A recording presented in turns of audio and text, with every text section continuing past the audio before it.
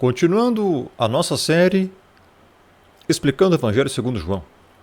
Capítulo 10, vimos no capítulo 9 o que aconteceu, muito interessante, uma aula muito bem explicada, fundamentada.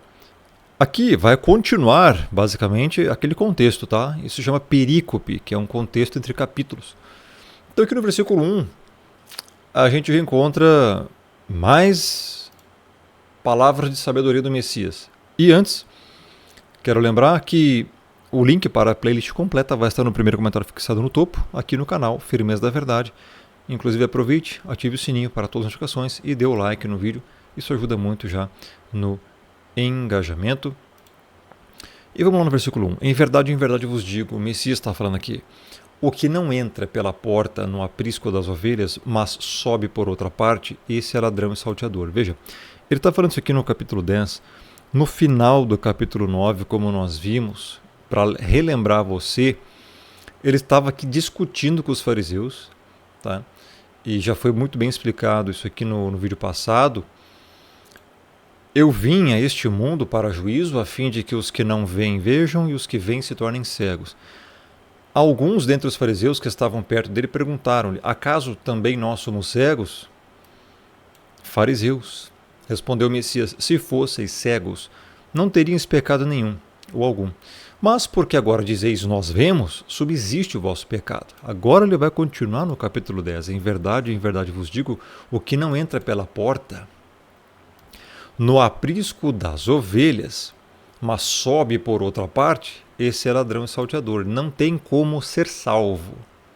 Ele é um impostor. O Messias está dizendo que aqueles fariseus, assim como todos os ímpios, eles não passaram pela porta. Eles não foram regenerados. A porta é o próprio Messias. Em outras palavras, é a regeneração, é a conversão. A pessoa está tentando ser salva pelas obras, sem fé genuína. A pessoa está tentando alcançar a salvação, tentando fazer alguma coisa, é impossível. Veja a grande aula que o Messias está dando aqui. O Messias aqui está refutando o arminianismo. O Messias aqui está refutando todo tipo de religião dos méritos, está destruindo com o suposto livre-arbítrio humano, com o sinergismo. Veja, o que não entra pela porta, ou seja, o que primeiro não é regenerado, ele precisa nascer de novo. Ele está tentando subir por outra parte, mas sobe por outra parte. Está tentando ser salvo por um outro caminho, um atalho, sem passar pela porta, sem ser regenerado, achando que é regenerado, mas não, ele está tentando fazer alguma coisa para ser salvo. Esse é ladrão e salteador.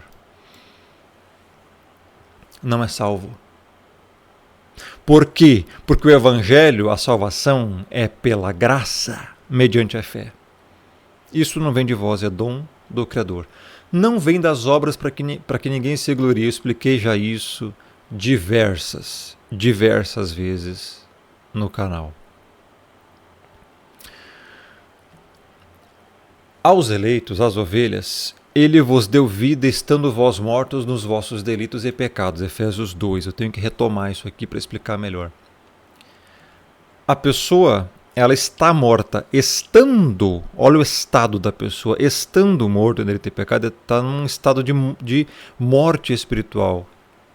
Durante esse estado de morte espiritual é que ele vos deu a vida.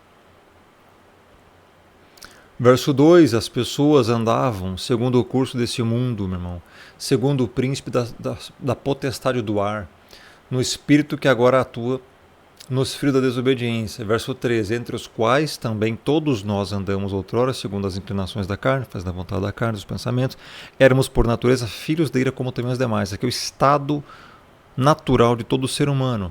Mas a graça do Criador, a misericórdia dele, Mas Deus, sendo rico em misericórdia por causa do seu grande amor com que nos amou, e esse nos amou aqui é a igreja, meu irmão, são os eleitos, porque está falando para eleito aqui, não está falando para ímpio. O ímpio não é regenerado. O ímpio não é convertido. O ímpio não é vivificado. O ímpio não recebe vida estando morto. A Bíblia, o contexto disso aqui, é para a igreja, é para os eleitos, é para as ovelhas, não é para todos. Quando aqui está falando nos amou, é a igreja. Aí, claro, vai vir aí os neoliberal, pode tudo, né? Dizer, não, Deus amou o mundo, Sendo que a palavra mundo é polissêmica, tem 6 significados no grego, e como nós vimos lá em João 3, mundo ali é eleitos, porque só crê o eleito. 5, e estando nós mortos, nós, não todos, igreja, nós, mortos em nossos delitos e pecados, nos deu vida. Quem é que recebe a vida? A igreja, o ímpio não. Juntamente com Cristo, pela graça sois salvos. Vai continuar aqui, por causa da sua bondade e tudo mais, chegando até o verso 8. Porque pela graça sois salvos, mediante a fé. Isto não vem de vós. Isto não vem de vós. É dom do Criador, é dom de Deus. Não de obras para que ninguém se glorie. Nós já vamos voltar lá para João 10. Aquele que não entra pela porta é ladrão e salteador. Está tentando subir por outra parte. Está tentando ser salvo de outro jeito. Ladrão e salteador. Só tem um jeito. Graça mediante a fé. A pessoa tem que ser regenerada. Eu já expliquei aqui diversas vezes em grego, né? Tegar charites tesesosmeni diapisteus, ketutu keximon, theutodoron. Verso 9, o kexergon inamitis caricite. Isso aqui, tegar charite, porque pela graça, charite é graça, favor imerecido, favor concedido, é um presente. O próprio significado de graça é que você não fez nada para merecer. Merecer o que? A salvação. Aqui, estesesosmeni. E não se fala sesosmenoi. Não existe sesosmenoi. Sesosmeni, na pronúncia, porque aqui tem um ditongo. Então isso aqui vem de uma forma flexionada da raiz soteria, que é salvação em grego. Por isso que a salvação é pela graça. Texto grego, amigo, originalzinho. Tem interlinear aqui? Não tem não, né? Diapisteus, pela fé, mediante a fé, pisteus, raiz pistes, depositar toda a confiança. Agora tem um problema aqui. Essas raízes todas, o que é harite? Substantivo feminino. Aqui tem a raiz soteria, outro substantivo feminino. Aqui tem outra raiz. Pistes, fé, a fé, outro substantivo feminino. Tem 3 substantivos femininos aqui. E depois você encontra então o ketuto. E não é touto, não existe touto, tá? Em pronúncia. Tem que explicar para algumas pessoas. Não é touto. É tutó. Tutó. Tem um ômicron aqui, que tem um som de O aberto, e aqui outro ditongo. Então, tutó. O que é tuto? É um pronome demonstrativo neutro. Isso aqui, como ele é um pronome demonstrativo neutro, ele se refere a tudo que vem antes. E o que vem antes? A graça, a salvação e a fé. Portanto, isto, que tuto, o keximon, theutodoron, não vem de vós. É dom do Criador. Doron, presente, dom. Theu, Criador, Deus. Tudo que está aqui, português de novo para você entender, graça, salvação e fé é dom do Criador. Não vem de você. A salvação também, ela não vem de obras para que ninguém se glorie. Por isso que você vai ver aqui, inclusive, a redundância disso. Pois somos feitura dele, criados em Cristo Jesus para boas obras e não pelas boas obras, as quais o Criador de antemão preparou para que andássemos nelas. Meu irmão, olha a redundância da graça e da predestinação. Se hoje você pratica boas obras, foi porque o Criador preparou de antemão para que você andasse nelas. Graça. Favor imerecido. Por isso que pela graça sois salvos. Entendeu agora o que é graça? Deu para entender um pouco melhor o que é graça e como é que a salvação é feita? Existe um processo, meu irmão. Existe um processo que acontece, que está lá em Romanos 8. Aos que predestinou, a esses também chamou. Primeiro, predestinação. Primeira coisa. A pessoa predestinada à salvação é chamada pelo Pai. Esse chamado, aos que chamou, a esses também justificou. Foram justificados. Aos que justificou, pelo qual o Messias morreu por eles, a esses também glorificou. É uma ordem inquebrável de fatores que não tem como quebrar. É uma cadeia inquebrável de eventos, onde assegura-se a salvação do predestinado, que o Pai escolheu. Como assim, Rômulo? Predestinação, o Pai escolheu? Efésios 1. Assim como nos escolheu nele antes da fundação do mundo para sermos santos e irrepreensíveis perante ele. Veja, é para sermos santos e não por sermos santos. A salvação, irmão, não é por obras, não é pelo que você tenta fazer. Não, você está tentando dar uma mãozinha para o Messias para salvar. Não existe isso. É para ser santo e não por você fazer alguma coisa. E irrepreensíveis perante ele, e em amor nos predestinou. Ele escolheu pessoas por amor. Porque a raça humana inteira estava condenada. Para ele. Isso, meu irmão, é eleição e predestinação. É salvar quem não merece. E segundo o que? A nossa vontade, a presciência dele? Não. Segundo o beneplácito de sua vontade, da vontade do Criador. E é uma redundância para louvor da sua glória e de sua graça, claro. É louvor da sua glória e graça porque ele salva quem não merece. Se ele salva quem merece, cadê o louvor da glória e da graça? Você anula a graça. Se o Criador está salvando quem merece, por presciência, por livre-arbítrio humano, anula a graça. Ué, ele está salvando quem merece. Então está só retribuindo o que a pessoa fez na terra. A salvação então seria por merecimento. Isso não é evangelho. Veja, para louvor da glória de sua graça, que ele nos concedeu gratuitamente no amado. E ele vai continuando aqui a redundância da graça, no qual temos a redenção pelo seu sangue, a remissão dos pecados, segundo a riqueza da sua graça. Tudo que você vai ver aqui, graça, graça, graça, é charis do grego, favor merecido, favor concedido, um favor que o Criador está fazendo.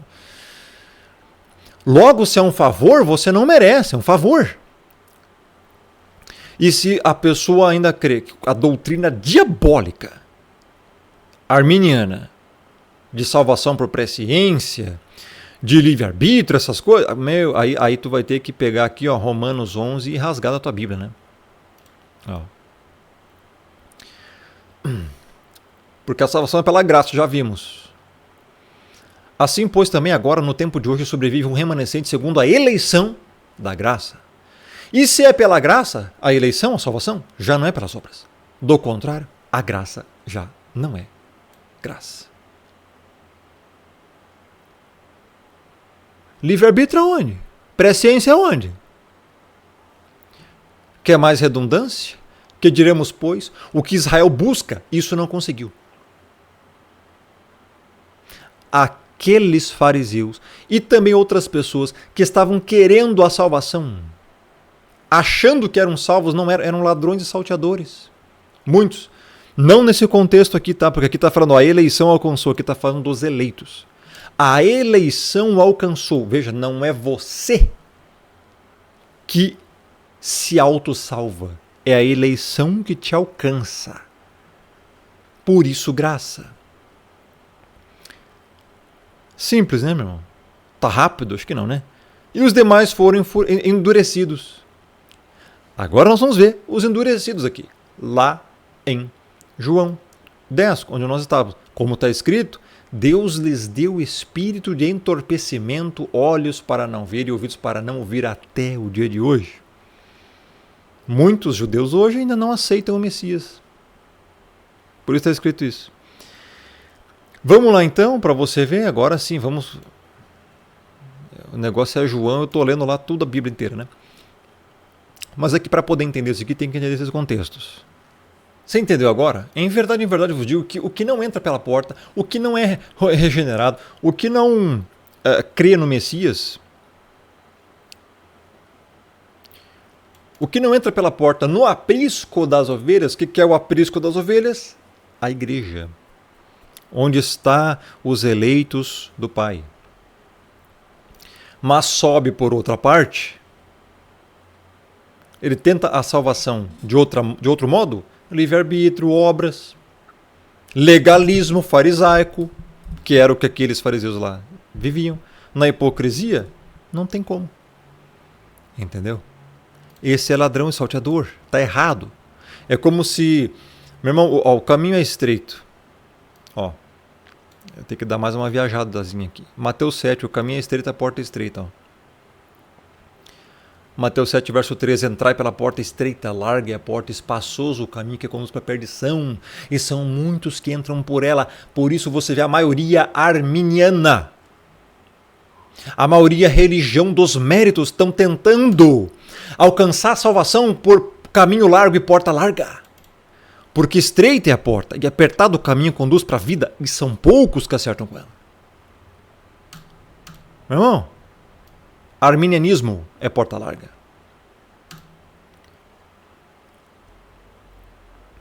Simples assim. Verso 2. Aquele, porém, que entra pela porta, esse é o pastor das ovelhas. Aqui já está dando uma parábola. Tá? Ele vai fazer uma alusão aqui. Depois o pastor vai dizer que é ele e tal, a porta também. Vai começar a parábola aqui. Veja. Verso 3. Para este o porteiro abre. O porteiro aqui talvez seria uma alusão ao próprio pai. As ovelhas ouvem a sua voz. Ele chama pelo nome as suas próprias ovelhas e as conduz para fora. As ovelhas ouvem a voz do pastor. Reconhecem a voz. Só as ovelhas. Verso 4. Depois de fazer sair todas as que lhe pertencem, vai sair da terra. Vai arrebatar essas ovelhas, os eleitos, a igreja da terra, vai levar para Nova Jerusalém. Vai adiante delas. E elas o seguem, porque lhe reconhecem a voz. Por que a ovelha segue o Messias? Porque a ovelha reconhece a voz. Porque o bode não obedece o Messias? Porque é bode. Todos os fariseus que estavam aqui eram bodes, eles não criam. Por isso não estavam reconhecendo. Porque o Messias não era o pastor deles. 5. Mas de modo nenhum seguirão o estranho. Antes fugirão dele, porque não conhecem a voz dos estranhos. Aqui é uma questão literal. A ovelha, de fato, a ovelha, o animal, a ovelha, ele só reconhece a voz do pastor, segue o pastor. O homem, pastor normal que está ali no campo. Mas a voz do estranho não reconhece, então não seguem. Tá? Ou seja, é por isso que os eleitos não são enganados. É por isso que os eleitos creem no verdadeiro pastor. E não em farsantes.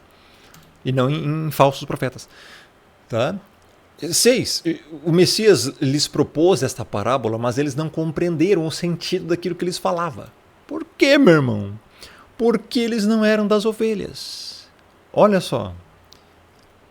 Simples, né? Agora verso 7.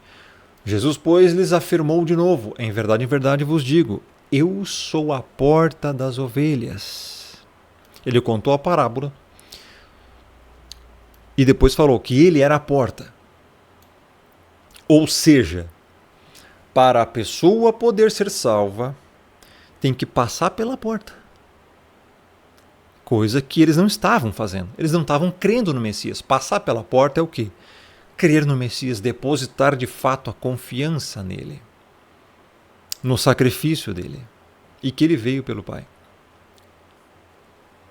Pai este que é o mesmo Deus no Antigo Testamento, hein?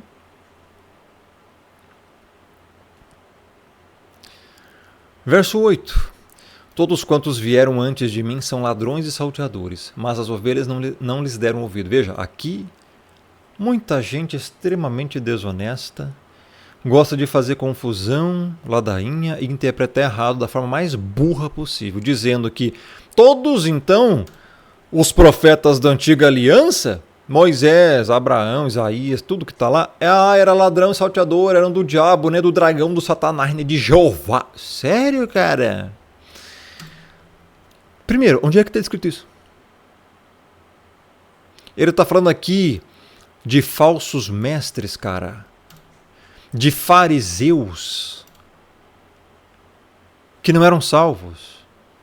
Porque já nesta época tinha muito farsante. Isso aqui você encontra em Pedro, olha só. Segunda de Pedro 3.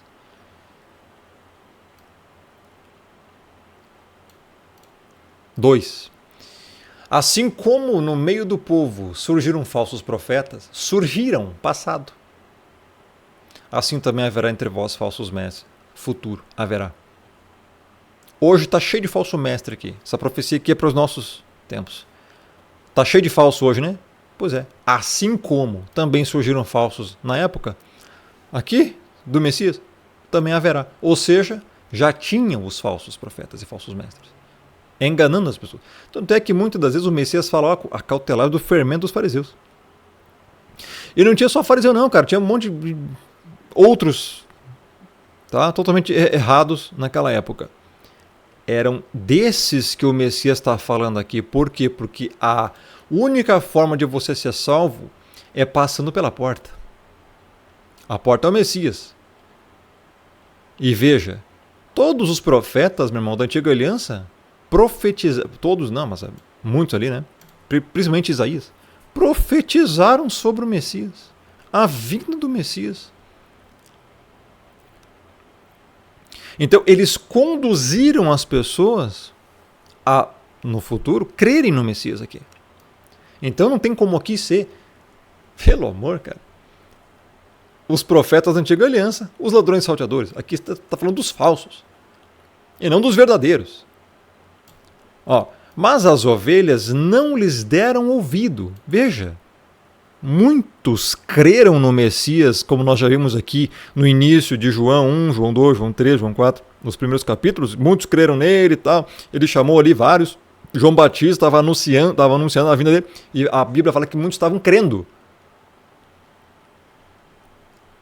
Então, como é que esses aqui são os profetas do Antigo Testamento, os ladrões salteadores, se as ovelhas não deram ouvidos a esses, sendo que as ovelhas entendiam que o Messias havia de vir por causa justamente das profecias dos profetas da antiga aliança? Game over. Tá? Simples assim.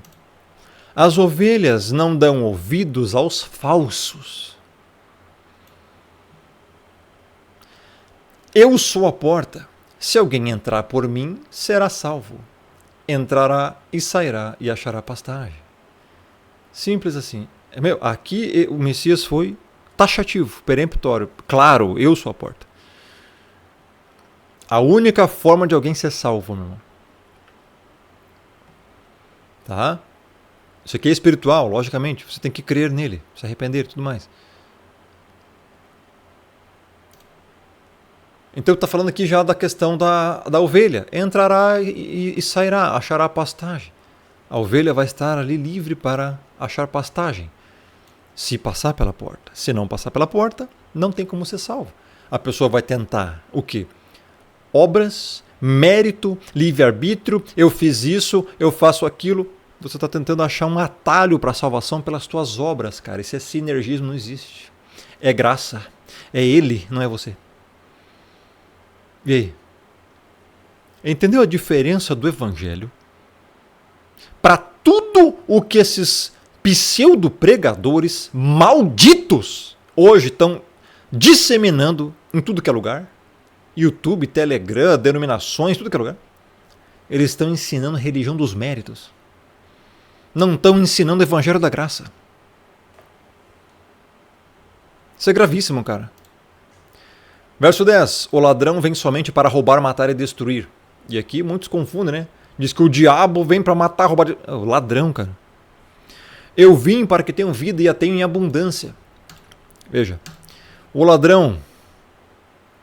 Porque ele está falando aqui de ladrões salteadores. Por causa da parábola das ovelhas. Da porta, do aprisco, do pastor, tudo mais. O ladrão, que ele não é pastor. O ladrão não é pastor. Ele vem somente para roubar, matar e destruir. ele é um falso. É um falso profeta, é um falso mestre, é um enganador. É um falso líder de seita. Ele só veio para roubar, matar e destruir. Meu irmão, se você tivesse ideia, se você soubesse o que realmente está acontecendo hoje nesse mundo, cara, o tanto de desgraçados que estão ensinando um monte de falsa doutrina, lixo, veneno, podre, pútrido, fétido, abobrinha, porcaria, besteira para as pessoas. Vocês não fazem ideia. Estão destruindo, cara, as pessoas. Estão matando as pessoas espiritualmente, mandando pro lago de fogo. Literalmente. Por isso que o Messias está falando que o ladrão vem somente para roubar, matar e destruir.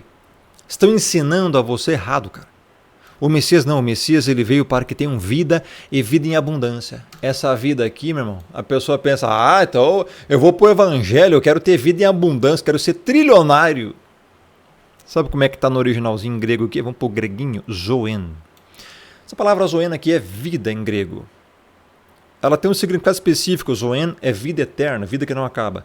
Tem outra palavra para vida no grego que é bios. Essa palavra bios é vida que acaba, daí que vem biologia e tal.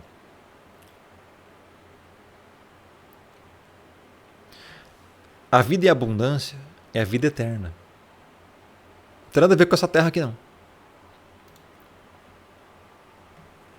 Quando fala em abundância, é por causa que a vida eterna não é incomparável com essa vida aqui, entendeu? Verso 11, eu sou o bom pastor dá a vida pelas ovelhas. Muito interessante esta passagem aqui. Tá? Olha só.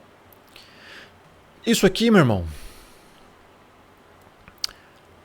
eu vou até abrir uma imagem aqui bem interessante para ilustrar. Olha só. Imagina isso aqui. Isso aqui é uma ilustração do Messias dando a vida por uma ovelha, pelas ovelhas. Sabe por que essa ilustração está assim? Porque é exatamente assim. Olha só, as pessoas acham que o Messias morreu por todos, e aí tem um grande problema. Tem que rasgar da Bíblia esse versículo, né? O bom pastor dá a vida por quem? Por todo mundo, pelas ovelhas. Ovelha, meu irmão, não é bode. O bode é condenado. Isso aqui é ovelha. O sacrifício, meu irmão, ele é direcional. Ele é eficaz. A expiação, que é a doutrina mais importante da Bíblia, é eficaz. Ela não é possibilitadora. Ela não possibilita nada. Ela eficazmente resgata. O bom pastor dá a vida pelas ovelhas. Eu sou o bom pastor. Está falando desta parábola aqui. Que ele tá contando a parábola do pastor das ovelhas. Ele fala, ele é o bom pastor. O bom pastor dá a vida pelas ovelhas. Literalmente, meu. O Messias, ele já tá. Isso aqui foi antes da crucificação. E ele deu a vida pelas ovelhas.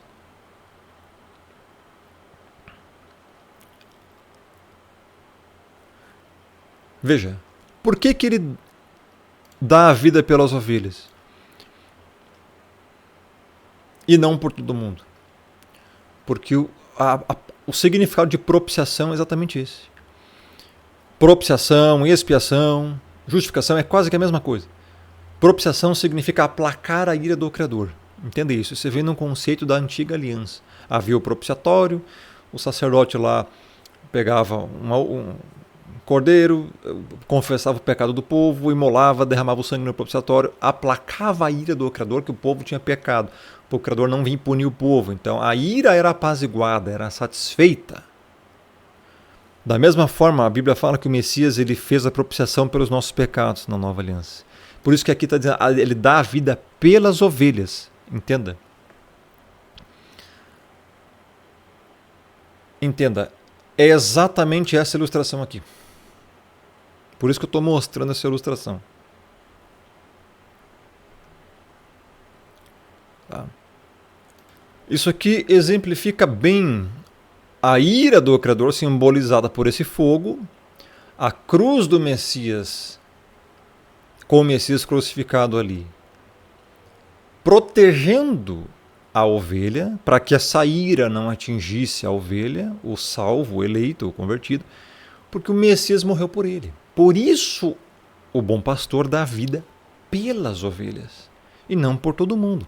A ira do Criador é aplacada apenas quanto às ovelhas.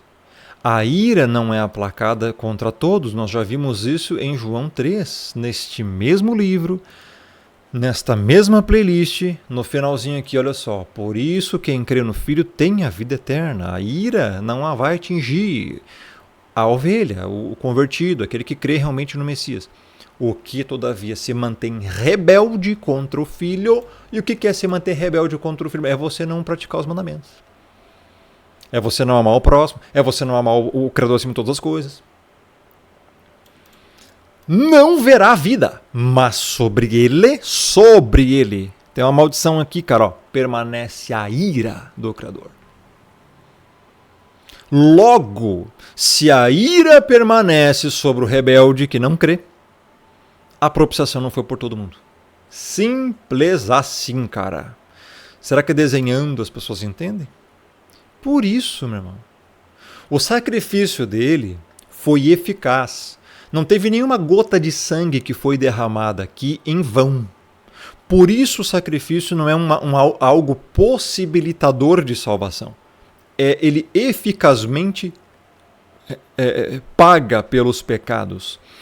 Eficazmente recebe a ira do Pai, que era para ser despejada sobre todo mundo. E então ali acontece a justificação. Por isso que a Bíblia fala da justificação. Justificados, pois, pela fé temos paz para com o Criador. Romanos vai dizer isso aí. É disso que se trata. Agora, vai ver se alguém está pregando isso. Vai ver se nas denominações você vai ouvir essa pregação aqui, essa doutrina. Não, vou te chamar de filho do diabo se eu ouvir isso aqui. Tá? Doutrina de demônio. Então, voltando para João 10. É por isso que o bom pastor dá a vida pelas ovelhas. Sacrifício eficaz. Quando ele fala está quase... Quando ele fala está consumado, em João 19:30, os armenianos entendem, está quase consumado. Né? Só falta o ser humano aceitar. Só na Bíblia armeniana, né, cara? Porque lá está dizendo está consumado, do grego tetelestai, que significa está pago. Está consumado, não tem mais nada que você possa fazer. O sacrifício foi eficaz. Nenhuma gota de sangue foi derramada por quem não será salvo. É isso que você tem que entender. A propiciação foi pelos pecados. O ímpio vai para o lago de fogo porque vai ter que pagar os pecados lá. Ele vai ser destruído lá por causa dos pecados. A igreja não vai ser condenada por quê? Porque cada gota de sangue, tudo que o Messias pagou, foi os pecados da igreja. E a Bíblia fala que os pecados não tem como serem pagos duas vezes. Então, pagou uma vez, está pago. Então, isso é básico do Evangelho. E, sério, me indigna que pessoas que se dizem, inclusive, pregadores, são capazes de rejeitar isso aí que eu estou falando, cara. Porque não vem de mim mesmo, vem da própria palavra. Tá? Como pastor apacentará o seu rebanho, entre os seus braços recolherá os cordeirinhos e os levará no seio, as que amamentam ele guiará mansamente. Profecia messiânica. Profeta Isaías, 40:11. Não é do diabo o profeta Isaías? Meu irmão. Suscitarei para elas um só pastor, e ele as apacentará, o meu servo Davi, que as apacentará, ele lhes servirá de pastor. Uma alusão aqui, né? Davi, o Messias. né? Davi e o Messias. Continuando, o mercenário que não é pastor, a quem não pertencem as ovelhas, vê vir o lobo, abandona as ovelhas e foge. Então o lobo as arrebata e dispersa. Aqui é a continuação da parábola. O Messias está contando essa parábola de forma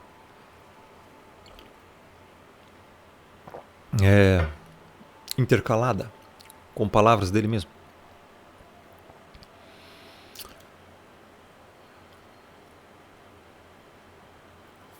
Veja, as ovelhas não pertencem ao mercenário.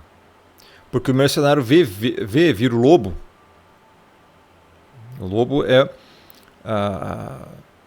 uma alusão, talvez aqui, ao próprio Satanás, o diabo, né? Que tenta matar as ovelhas. Abandona as ovelhas, o mercenário abandona as ovelhas e foge. Então o lobo as arrebata e dispersa. Claro, essas ovelhas não têm liderança. Na parábola.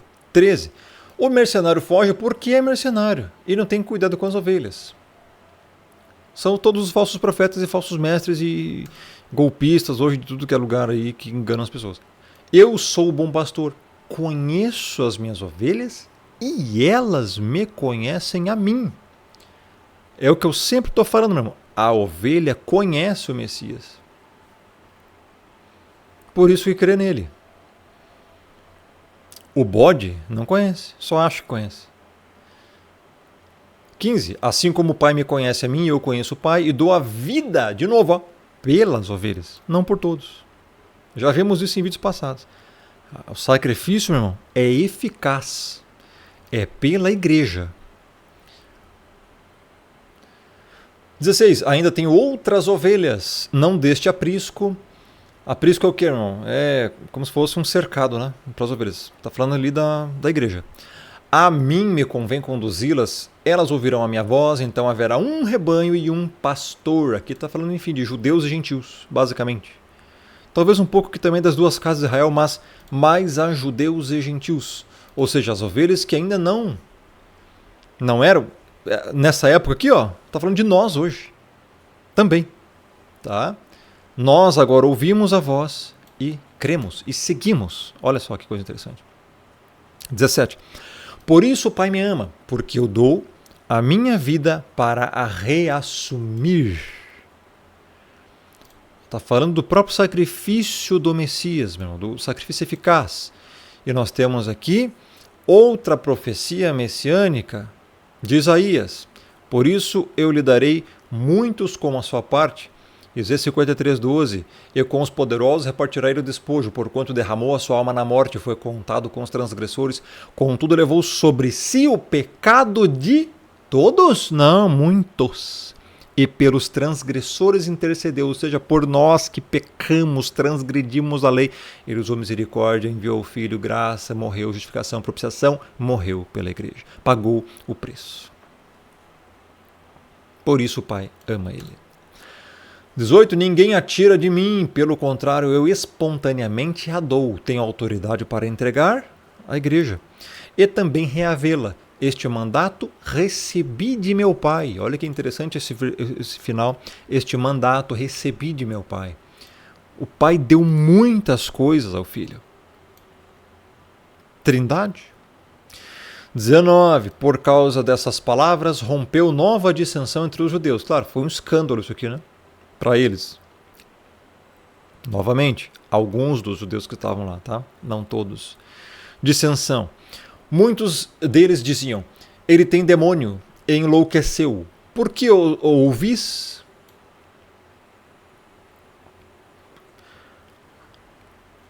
Esses fariseus jamais tinham ouvido essas coisas dessa forma. Tem demônio, né?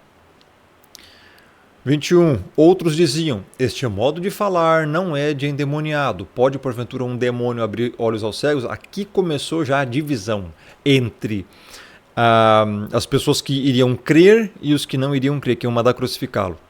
Dentre os judeus que estavam ali. Tá? 22. Celebrava-se em Jerusalém a festa da dedicação. Era inverno. Jesus passeava no templo, no pórtico de Salomão. Rodearam-no, pois, os judeus e o interpelaram. Até quando nos deixarás a mente em suspenso? Se tu és o Cristo, dize-o francamente. Tá vendo? É por isso que ele já estava falando. Falou antes, inclusive. Que é só a ovelha realmente que vai crer. Só a ovelha que vai seguir. Porque ele já tinha dito isso. E não estavam crendo. E novamente, aqui, ó, alguns dos judeus, não todos. Verso 25. Respondeu-lhe Jesus: já vou-lo disse, e não credes. As obras que eu faço em nome de meu Pai testificam a meu respeito. O Messias já tinha feito obras, sinal, falado um monte de coisa, pregado, dito que... E não estavam crendo. Por quê? Porque não eram ovelhas. Porque não eram eleitos. 26. Ele fala: mas vós não credes. Por quê? Por causa do teu livre-arbítrio? Porque a tua vontade pode prevalecer sobre a vontade do Criador? Porque é você que decide quando é que você vai se salvar ou não? Porque é você que decide se você vai crer ou não? Vós não credes? Causa, razão, circunstância. Por quê? Não sois das minhas ovelhas. Eleição, meu irmão. Predestinação, meu irmão. A predestinação, a eleição sempre vão falar mais alto do que qualquer achismo de qualquer um. Qualquer pessoa que não crê hoje, ela não crê. Você prega, você fala, não crê por quê? Porque ela não quer? Ninguém quer. João 5,40. Contudo não quereis vir a mim para teres vida. Romanos 3,10. Não há quem busca Deus. Não há quem entenda, não há quem faça o bem. Não há. Por que vós não credes? Por que as pessoas hoje não creem? É por causa que o livre-arbítrio delas, o Criador não pode desrespeitar o livre-arbítrio delas? Nada a ver com isso. Olha o que o Messias está faltando as pessoas ler Bíblia, né? Ninguém crê. Ou, melhor dizendo, algumas pessoas não creem porque não são das ovelhas. Minhas ovelhas, já é posse dele, cara. Veja verso 27. As minhas ovelhas ouvem a minha voz. Eu as conheço, elas me seguem. Ovelha, traduz eleitos. Eleitos antes da fundação do mundo para a salvação. Por isso a ovelha vem o pastor e fala. A primeira vez que a ovelha vai escutar a voz do pastor e já vai seguir e vai conhecê-lo. Ouvem a minha voz, eu as conheço e elas me seguem. Isso aqui é claro como água cristalina, mas os soberbos, filhos do diabo, mequetrefes, infelizes, falsos mestres e falsos pregadores de tudo que é lugar desse mundo, rejeitam isso. E querem colocar em você, ser humano, a volição, a vontade de escolher crer ou não, soberba, arrogância, ignoram a graça, ignoram a soberania divina, ignoram a eleição, ignoram a predestinação, a glória é dele, não é sua, você não fez nada para conseguir a salvação, recolha-se a sua insignificância, é ele que morreu na cruz para poder pagar pecado, não foi você que fez alguma coisa nessa terra para merecer a salvação que ninguém merece. Converta-se! A obra é ele quem fez. A maior obra redentora que alguém poderia fazer foi o Messias, não foi você. Foi ele que morreu na cruz para pagar pecado. Não tem como você fazer alguma coisa aqui na terra para compensar isso, dar uma ajudinha como uma forma sinergista de alcançar a salvação. Isso é impossível. A própria Bíblia fala que a redenção da alma é caríssima. Ninguém pode pagar. Por isso a lei exigia derramamento de sangue. A lei dizia: sem derramamento de sangue não há remissão de pecados. Você, como um pecador, não tem como alcançar a salvação, amigo. Alguém teve que vir do céu para que isso pudesse acontecer. E quando ele vem, ele é crucificado. Ele não está possibilitando que todo mundo seja salvo. Ele está eficazmente pagando o preço pela igreja. O bom pastor dá vida pelas ovelhas. É o que a Bíblia diz. Por quê? Porque se ele morresse por todos, logicamente ninguém seria condenado. Porque a propiciação já aplacou a ira do Criador. Isso seria uma contradição. Em João 3,36, já lemos aqui antes, ao rebelde permanece sobre ele a ira do Pai. Então, se permanece a ira sobre os rebeldes, e propiciação significa aplacar a ira do Criador, desviar a ira do Criador, como é que faz? Não morreu por todos. O sacrifício é eficaz, não é possibilitador. Portanto, a salvação é monergista. É pela graça, mediante a fé. Isto não vem de vós, é dom do Criador. Não vem das obras para que ninguém se glorie. Religião dos méritos é heresia e blasfêmia. Não tem nada que você possa fazer para alcançar a salvação. Por isso, a primeira vez que uma ovelha ouve a pregação do Evangelho, ela reconhece a voz do Messias e começa a seguir. O bode, que não é ovelha, não crê. Por isso, versículo 26. Vós não credes, porque não sois das minhas ovelhas, porque não sois eleitos. Isso é o verdadeiro Evangelho. Tudo que tiver diferente disso é distorção. É o outro Evangelho, amaldiçoado, que Paulo vai dizer isso lá em Gálatas 1, verso 28. A quem o Messias dá a vida eterna? Eu lhes dou a vida eterna, direcionado às ovelhas e não todo mundo. Ele dá a vida eterna para ímpio? Ele vai dar a vida eterna para o anticristo? Mais um exemplo que o sacrifício é o quê? Eficaz, direcional à igreja, aos eleitos, às ovelhas. Veja o que o Messias está falando aqui. Leia comigo. O Messias está dizendo, eu possibilito que todo mundo tenha vida eterna? Não. Eu lhes dou a vida eterna. É uma garantia. É uma certeza. Enquanto todo mundo aí está enganando você com esse pseudo-evangelicalismo fajuto de religião dos méritos, insistindo, querendo forçar a goela abaixo das pessoas que você tem o livre-arbítrio, que você pode resistir à graça. Meu irmão, o evangelho está aqui, ó, eu lhes dou a vida eterna. Acabou. Simples. Jamais perecerão, e ninguém as arrebatará da minha mão. Meu irmão, aqui tem sacrifício eficaz e preservação eterna, duas doutrinas bíblicas, as quais eu já expliquei aqui. Já mostrei esse gráfico em vídeos passados para você printar. Expiação particular, base bíblica. Preservação eterna, base bíblica. Ó. Jamais perecerão. Não tem como você perder a salvação. Ninguém as arrebatará da minha mão. Uma vez que o Messias morreu pela ovelha, fez o sacrifício, não tem como perder a salvação. Olha o texto. Ninguém. O Messias está dizendo que ninguém pode arrebatar da mão. Aí vem um falso mestre do inferno dizer, não, você pode perder a salvação, irmão, cuidado. É desgraçado de uma figa. Perdeu o quê? A tua avó? Vai perder a tua avó, desgraça? Olha o que o Messias está dizendo, cara. Ninguém. O Messias está falando que ninguém pode arrebatar. E vem o infeliz dizer que você pode perder a salvação. Tem que ser muito filho do diabo, né, cara?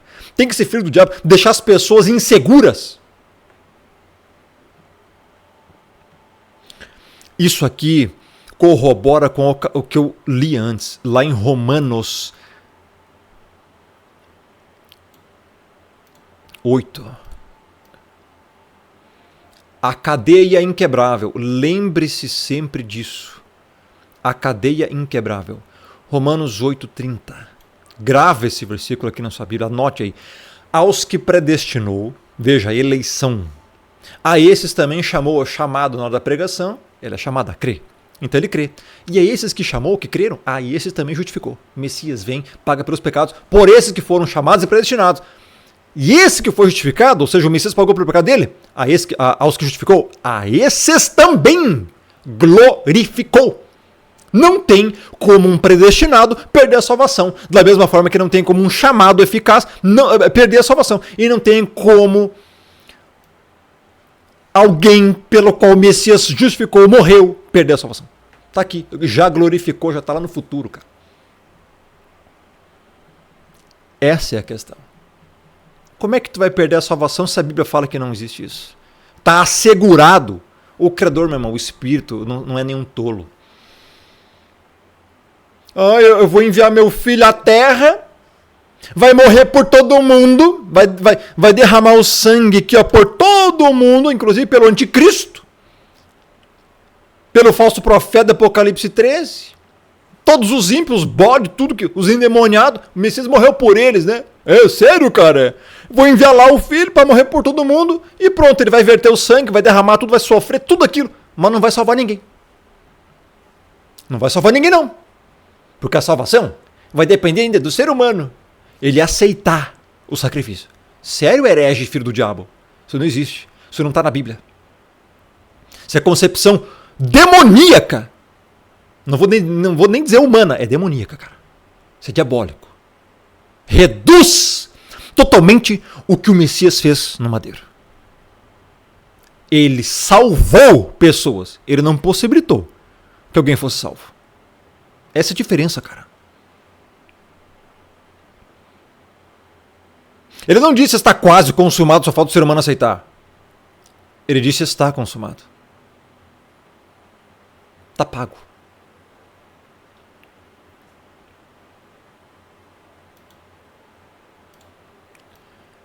João 19,30. Está consumado. Inclino na cabeça, rendeu o espírito. Essa palavra consumado eu já expliquei. Do grego, tetelestai. Tá tudo pago. Não tem o que você possa fazer para contribuir para a salvação, dar uma forcinha. Não existe isso, mano. Lá em Isaías vai dizer: eu sou o Senhor Yahuwah, e este é meu nome, a minha glória não dividirei com outro. E nem o meu louvor às imagens de escultura. Voltando para João 10.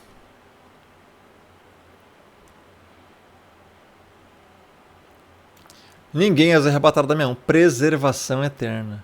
29. Aquilo que meu pai me deu é maior do que tudo, e da mão do meu pai, do pai, ninguém pode arrebatar. Chega a enfatizar aqui redundantemente que a salvação é assegurada, uma vez que você de fato creu. Se você creu de verdade, você vai ser salvo. Acabou. É lógico que isso aqui não é nenhuma desculpa ou justificativa para viver em pecado. Se você viver em pecado, você nunca foi regenerado. Simples assim, cara. Então está respondida já a pergunta que tantas pessoas não conseguem pensar. Rômulo, principalmente os arminianos idiotas que vão falar assim: mas se Deus já escolheu todo mundo que vai ser salvo e garante a salvação, se a salvação não se perde, então pode viver pecando que vai ser salvo igual. Isso aí, parabéns, retardado mental do Mafico, tu é um idiota. Se você vive em iniquidade, você nunca foi salvo. Mano, não. Eu tenho que xingar aqui, mano. Não é possível, cara, que as pessoas conseguem ser tão burras. Mas não é só questão de burrice. É questão de desonestidade. É que esses filho do diabo, querem glória para si. Querem ignorar o que o Messias fez, o que o Criador fez. Não suportam que é ele que escolhe. Não suporta que o Messias morreu só pela igreja.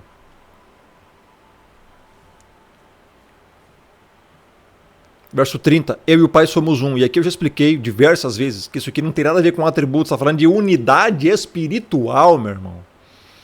Em nenhum momento está falando de atributo igual aqui. E de unidade espiritual. Já expliquei isso aqui em outros vídeos, outras passagens.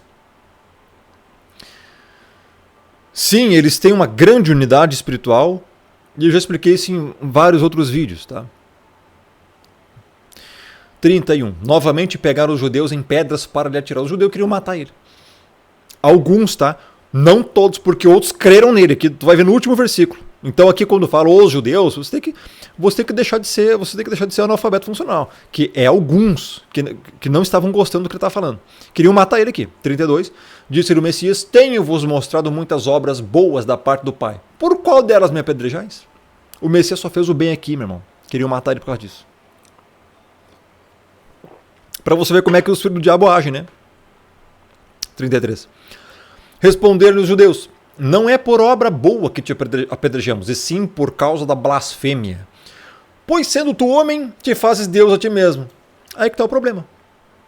Muitos que estavam ali não creram nele. Não estavam aceitando. Sendo que toda a Taná estava falando dele. Para você ver como é que esses aqui eram hipócritas. 34. Replicou-lhe o Messias: não está escrito na vossa lei: eu disse, sois deuses? Se ele chamou deuses aqueles a quem foi dirigida a palavra de Deus, e a Escritura não pode falhar, então daquele a quem o Pai santificou e enviou ao mundo, dizeis: tu blasfemas, porque declarei, sou filho de Deus? Ou seja, o que o Messias está fazendo aqui? O Messias sempre está usando a Taná contra essa acusação dos fariseus, que disseram: te fazes Deus a ti mesmo. Aqui, Theon, tu se faz divino, tu se faz Deus a ti mesmo. Só que aí tem uma passagem na Bíblia, lá em Salmo 82, que diz: eu disse, sois deuses. E aqui entra muita falsa interpretação, muito falso conceito, principalmente de gnose, os caras lá de semente da serpente, querendo dizer que vós sois deuses. Espera um pouquinho, cara. Vamos lá para o original. Aqui em Salmo 82, primeiro é o Salmo de Asaf. Deus assiste na congregação divina no meio dos deuses, estabelece o seu julgamento. Primeiro, isso aqui está em hebraico. E aqui você encontra Elohim. Duas vezes aqui, Elohim e Elohim. Né? Aleph, Lamed, Rei, Yod e Mem Sofit. Isso aqui, Elohim, significa deuses no plural. Deuses, é Deus em plural, deuses. Tá. Você vai encontrar aqui também em outras passagens. Vamos continuar aqui. Até quando julgareis injustamente e tomareis partido por causa dos ímpios? Fazei justiça ao fraco, ao órfão, proceder retamente para com o aflito e desamparado. Socorrei o fraco e o necessitado. Tirai das mãos dos ímpios. Os ímpios, eles nada sabem, nem entendem. Vagueiam em trevas, vacilam todos os fundamentos da terra. Verso 6, agora que vem: eu disse, sois deuses, sois todos filhos do Altíssimo. São todos filhos do Altíssimo? Todos, sem exceção? 7, contexto: todavia como homens morrereis, e como qualquer dos príncipes haveis de sucumbir. Levanta-te, ó Deus, julga a terra, pois a ti compete a herança de todas as nações. Isso aqui é um cântico de Asaf. É um cântico, tá?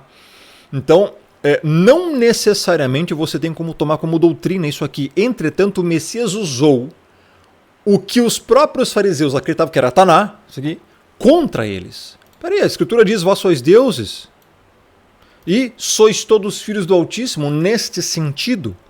Só que aqui também tem uma outra questão, porque essa palavra aqui ela é polissêmica. Aqui, deuses, no hebraico,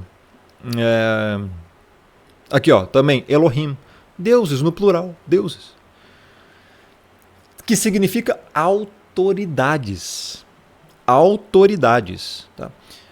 Então, voltando lá para João, autoridade, os juízes também tem, né? Juízes. Tem diversos significados. Palavras hebraicas e gregas são polissêmicas. Então, juízes. Então, voltando aqui para João 10. O Messias simplesmente estava sendo aqui astuto, sábio, inteligente. Espera um pouquinho, vocês querem que me apedrejar porque vocês estão dizendo que eu estou me fazendo Deus a mim mesmo. Mas espera um pouquinho. Não está escrito na vossa lei? Eu disse, sois deuses? O Messias está usando a própria lei deles contra eles. Ah, veja isso aqui, eles queriam matar o Messias, irmão. E dele fala, se ele chamou deuses, aqueles a quem foi dirigida a palavra de Deus, e a Escritura não pode falhar, então, daquele a quem o Pai santificou, está falando dele mesmo agora, e enviou ao mundo, ó, ele mesmo. Vocês dizem, tu blasfemas porque declarei, sou filho de Deus? Sendo que a própria Bíblia lá fala, sois filhos do Altíssimo? A Bíblia, lá está lá em Salmo 82. Ou seja, o Messias aqui se safou, usou a própria Taná contra eles, com base, para não ser apedrejado. E 37. Se não faço as obras de meu Pai, não me acrediteis. Mas se faço, não me credes.